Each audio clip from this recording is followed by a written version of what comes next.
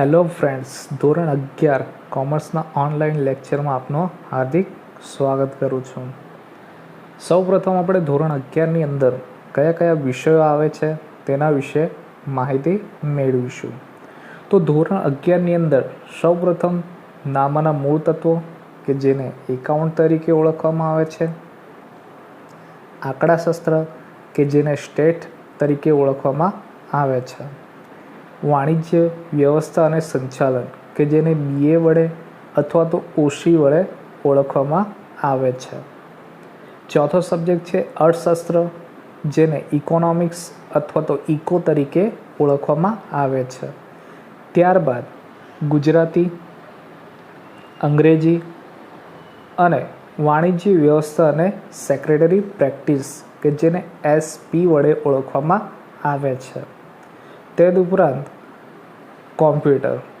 અહીં તમારે ખાસ ધ્યાન રાખવા જેવી બાબત છે કે જે 7મા નંબરનો વિષય છે વાણિજ્ય વ્યવસ્થા અને સેક્રેટરી પ્રેક્ટિસ કે જેને SP વડે અને કોમ્પ્યુટર.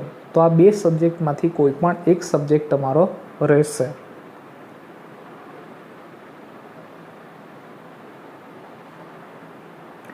ચલો, તો ધોરણ 11 કોમર્સની અંદર વિષય આંકડાશાસ્ત્રમાં આંકડાશાસ્ત્ર વિશે માહિતી મેળવીશું.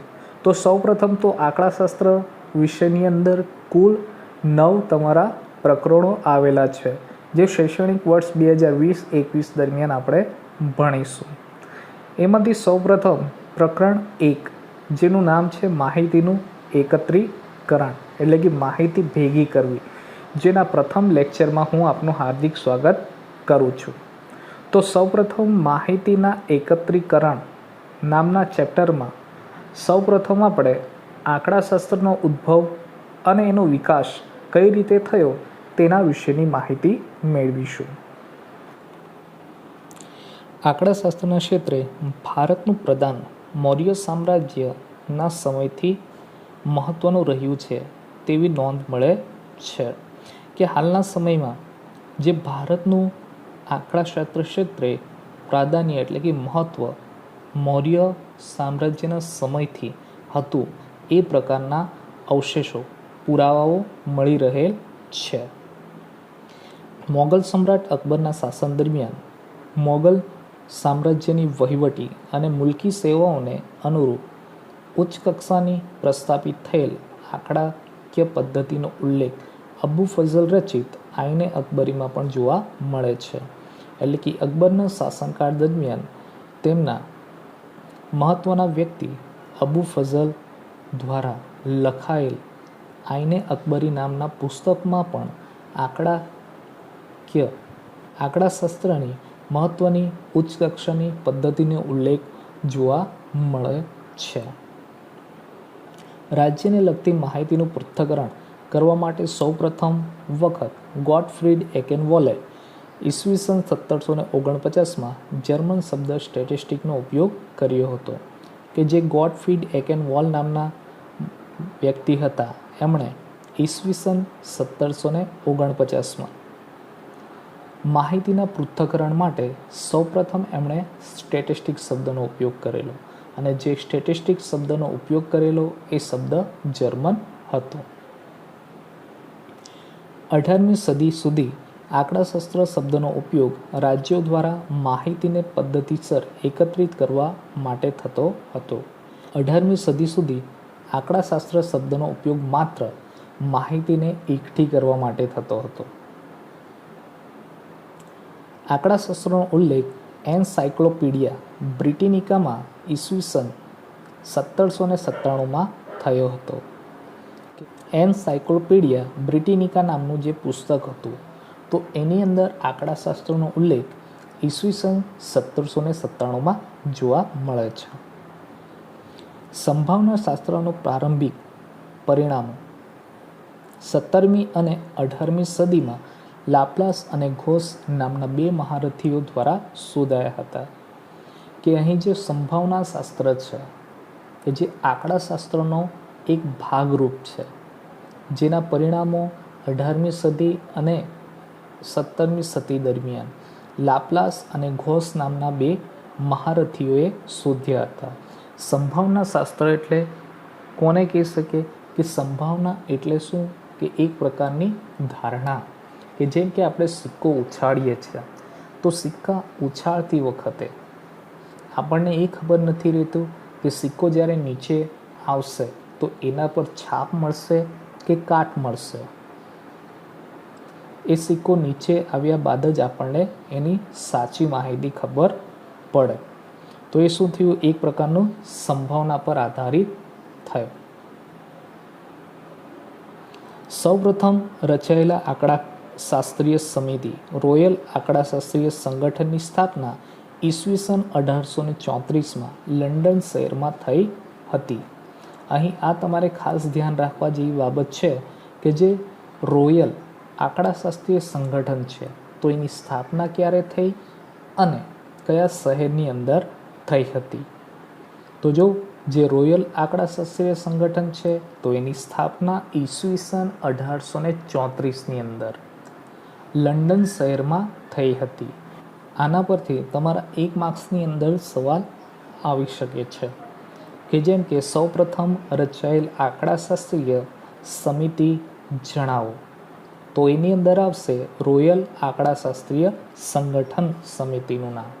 અને તમને એમ પણ સવાલ પૂછાય કે રોયલ આંકડાશાસ્ત્રીય સંગઠનની સ્થાપના ક્યારે થઈ અને કયા શહેરમાં થઈ.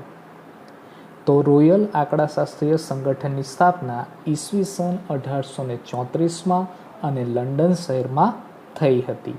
તો આ રીતે તમારું આ જે સેન્ટેન્સ છે એ 1 માર્ક્સના સવાલ માટે આવી શકે છે તેમજ MCQ માટે પણ પૂછી શકાય. 19મી સદીના અંતમાં અને 20મી સદીની શરૂઆતમાં આંકડાશાસ્ત્રના આધુનિક પાસાઓની રચના થઈ હતી.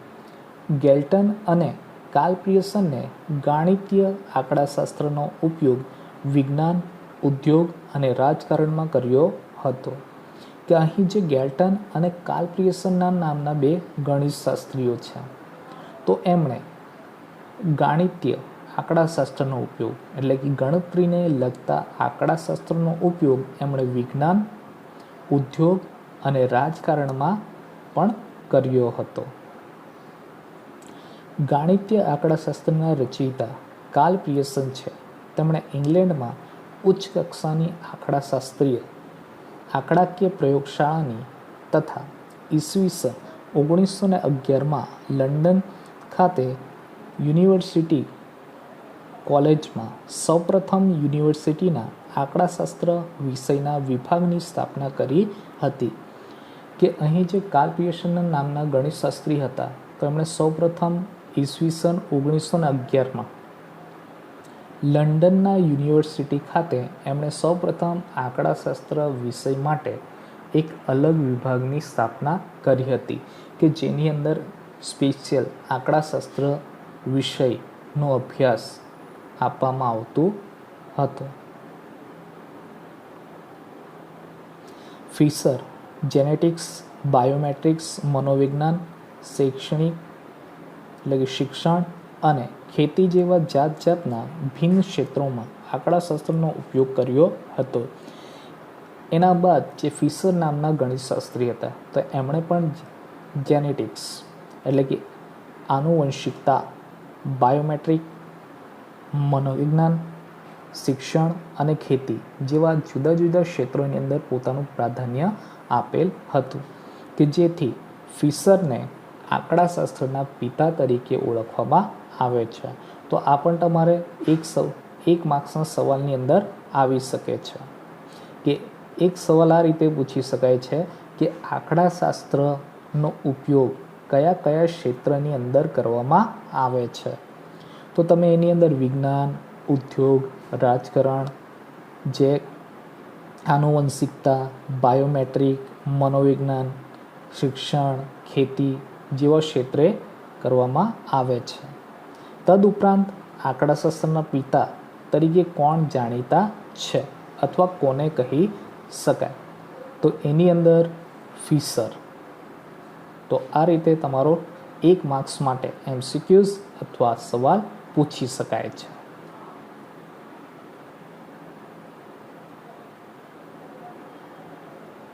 ત્યારબાદ ભારતમાં આંકડાશાસ્ત્રનો વિકાસ. તો ભારતના જાણીતા આંકડાશાસ્ત્રીય પીસી મહાલનોબિસ દ્વારા ભારતીય આંકડાશાસ્ત્રીય સંસ્થાની સ્થાપના ઈસવીસન 1931માં કોલકાતા ખાતે થયેલ છે. તો અહીં જો ભારતની અંદર જ્યારે આંકડાશાસ્ત્રની વાત કરવામાં આવે તો એની અંદર પીસી મહાલનોબિસ નામના જે ગણિતશાસ્ત્રી હતા, તો એમણે ઈસવીસન 1931માં કોલકાતા ખાતે એની સ્થાપના કરી હતી. તો જો કઈ સંસ્થા? તો ભારતીય આંકડાશાસ્ત્રીય સંસ્થા. ત્યારબાદ એને અંગ્રેજીમાં ઇન્ડિયન સ્ટેટિસ્ટિકલ ઇન્સ્ટિટ્યૂટ તરીકે ઓળખવામાં આવે છે, જેનું ટૂંકું નામ ISI છે. તો તમારું 1 માર્ક્સની અંદર તમારું ફૂલ ફોર્મ તરીકે પણ આવી શકે છે. ત્યારબાદ તેમણે ઈસવીસન 1941માં કોલકાતા યુનિવર્સિટીમાં સૌપ્રથમ અનુસ્નાતક કક્ષાએ આંકડાશાસ્ત્ર વિષયની શરૂઆત કરી હતી. એટલે કે જે પીસી મહાલનોબિસ નામના ગણિતશાસ્ત્રી છે, તેમણે 1941માં જે કોલકાતાની યુનિવર્સિટી હતી, તો તેમાં સૌપ્રથમ વખત અનુસ્નાતક કક્ષાએ એટલે કે પોસ્ટ ગ્રેજ્યુએશન અથવા તો માસ્ટર ડિગ્રીની કક્ષાએ આંકડાશાસ્ત્ર વિષયની એમણે શરૂઆત કરેલી. ઈસવીસન 1950માં મહાલનોબિસ દ્વારા પ્રસ્તુત કરાયેલ રાષ્ટ્રીય નિદર્શન તપાસ અને સરકાર દ્વારા માન્ય કરવામાં આવી હતી અને માહિતી એકત્રીકરણનો પ્રથમ તબક્કો ઓક્ટોબર 1950માં શરૂ થયો હતો. કે ઈસવીસન 1950ની અંદર જે મહાલનોબિસ દ્વારા જે નિદર્શન પદ્ધતિ અથવા નિદર્શન તપાસ અને સરકાર દ્વારા જે માન્ય કરવામાં આવી, અન્ય સંસ્થા ભારતીય ખેતી વિષયક આંકડાશાસ્ત્ર સંશોધન સંસ્થાનું પણ ભારતમાં આંકડાશાસ્ત્રના વિકાસમાં ખૂબ જ મહત્ત્વનો ફાળો છે. જે ભારતીય આંકડાશાસ્ત્રીય સંસ્થા હતી એનો તો આંકડાશાસ્ત્રના વિકાસ માટે મહત્ત્વનો ફાળો હતો જ, પરંતુ તે ઉપરાંત ખેતી વિષયક આંકડાશાસ્ત્ર સંશોધન સંસ્થા જે હતી, તો એમનું પણ આંકડાશાસ્ત્રના વિકાસમાં ખૂબ જ મહત્ત્વનો ફાળો હતો.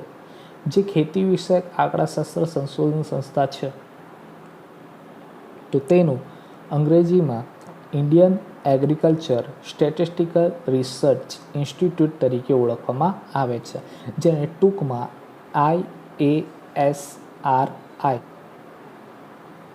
તરીકે ઓળખવામાં આવે છે.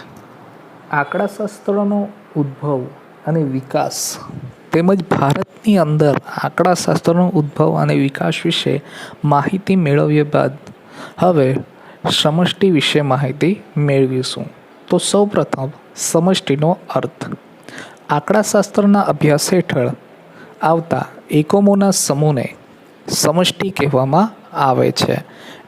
એટલે કે જે કોઈ આપણે માહિતી મેળવવાના છે, જે કોઈ વસ્તુની એકમની માહિતી મેળવવાના છે, તે વસ્તુ કે એકમના સમૂહને સમષ્ટિ તરીકે ઓળખવામાં આવે છે.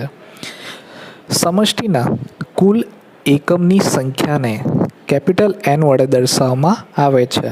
બીજી રીતે કહીએ તો સમષ્ટિને કેપિટલ N વડે દર્શાવી શકાય છે. ઉદાહરણ તરીકે આપણને ધોરણ 11માં અભ્યાસ કરતા વિદ્યાર્થીઓની સંખ્યાની જરૂર છે. આપણને ધોરણ 11માં અભ્યાસ કરતા વિદ્યાર્થીઓની સંખ્યા અથવા માહિતી મેળવવા માટે આપણે ધોરણ 11નો જે વર્ગ છે એની માહિતી અથવા ધોરણ 11ની જ માહિતીની આપણે શું કરીશું? તપાસ કરીશું. તો અહીં જો તપાસ હેઠળ કોણ આવે છે? ધોરણ 11માં અભ્યાસ કરતા વિદ્યાર્થીઓ. તો એમના સમૂહને શું કહી શકીએ? આપણે સમષ્ટિ તરીકે ઓળખાવી શકીએ. એ જ રીતે બીજું ઉદાહરણ છે કે આપણને દાખલા તરીકે કારખાનામાં કામ કરતા કામદારોની સંખ્યા ની જરૂર છે. તો આપણને કોની જરૂર છે? કારખાનામાં કામ કરતા કર્મચારીઓની સંખ્યા. તો અભ્યાસ હેઠળ શું આવશે? કારખાનામાં કામ કરતા કામદારોની સંખ્યા આવશે કે એનો અભ્યાસ આપણે કરીશું. તો એના પરથી આપણને શું મળશે? કામદારોની સંખ્યા મળશે. તો એક જે કામદારોનો સમૂહ છે એને પણ આપણે સમષ્ટિ તરીકે ઓળખવી શકીએ. ત્યારબાદ નિદર્શ. તો નિદર્શનો અર્થ, તો સમષ્ટિમાંથી કોઈ ચોક્કસ પદ્ધતિ વડે પસંદ કરેલ એકમના સમૂહને નિદર્શ કહેવામાં આવે છે. કે નિદર્શ એટલે શું? કે જે કોઈ આપણી સમષ્ટિ છે તો એ સમષ્ટિમાંથી કોઈ ચોક્કસ પદ્ધતિ દ્વારા અમુક એકમોને આપણે પસંદ કરીએ છીએ. તો તે પસંદ કરેલા એકમોના સમૂહને શું કહેવાશે? નિદર્શ તરીકે ઓળખવામાં આવશે. નિદર્શના કુલ એકમોની સંખ્યાને સ્મોલ n વડે દર્શાવવામાં આવે છે. એટલે નિદર્શના જે કોઈ કુલ એકમો હશે અથવા જે કોઈ પરિણામો હશે તો એને સ્મોલ n વડે દર્શાવવામાં આવે. દાખલા તરીકે આપણે સમષ્ટિની અંદર પહેલું ઉદાહરણ જોયું હતું કે ધોરણ 11માં અભ્યાસ કરતા વિદ્યાર્થીઓની સંખ્યા. તો અહીં જો નિદર્શની અંદર પહેલું ઉદાહરણ છે કે ધોરણ 11માં અભ્યાસ કરતા છોકરાઓની સંખ્યા અથવા છોકરીઓની સંખ્યા. તો અહીં જો જે છોકરાઓની અથવા તો છોકરીઓની સંખ્યા છે એ કોનામાંથી છે? ધોરણ 11માં અભ્યાસ કરતા વિદ્યાર્થીઓની સંખ્યામાંથી. કારણ કે આપણે જો નિદર્શની વ્યાખ્યાની અંદર જ જોઈ હતી કે સમષ્ટિમાંથી શું કરવામાં આવે? કોઈ ચોક્કસ પદ્ધતિ વડે એકમોની પસંદગી કરવામાં આવે. આપણે અહીં પણ જો ઉદાહરણમાં કે ધોરણ 11ના વિદ્યાર્થીઓ છે પણ તેમાંથી કાં તો આપણે છોકરાઓને પસંદ કરીએ છીએ કાં તો છોકરીઓને પસંદ કરીએ છીએ. ઉદાહરણ છે કે કારખાનામાં કામ કરતા પુરુષ કર્મચારીની સંખ્યા. કે આગળના સમષ્ટિમાં આપણે જોયું કે એક કારખાનામાં કામ કરતા કર્મચારીઓ. હવે જે કારખાનામાં કામ કરનાર કર્મચારી છે તો તેમાંથી માત્ર આપણે પુરુષ કર્મચારીની જ પસંદગી કરીએ તો એ તમારું શું થઈ જશે? નિદર્શ થઈ જશે.